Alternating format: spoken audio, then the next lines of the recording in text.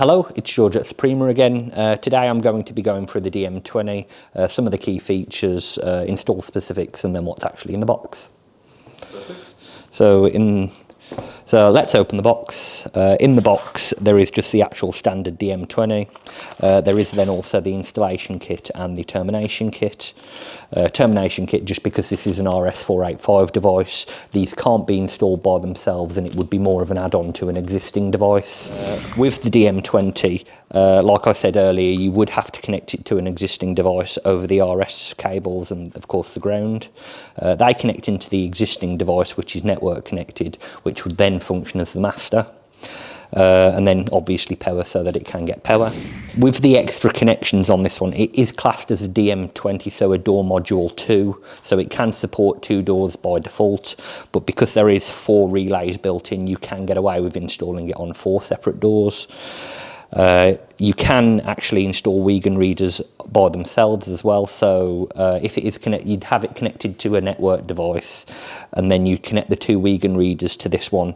That would then let you authenticate on 2 separate doors or an in and out on 1 door. You then also have the inputs which can be used for the exit buttons, the contact sensors.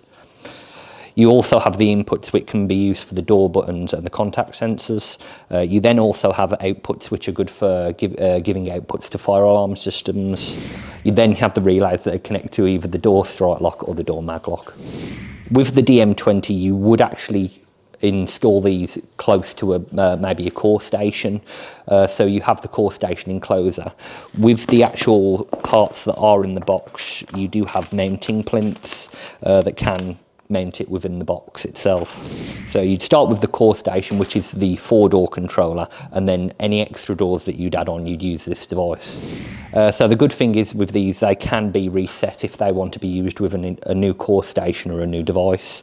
You would just have to press this init button on the very side with a pin, 3 short presses and then 3 long presses, and then it refreshes the RS channel and you can add it to a new device. So that was the DM-20, a few on the specifics on how to install it and other devices that it can be used with. Just other devices because it can't be installed by itself because of the RS channels. But yeah, that should be the DM-20. Thanks for watching.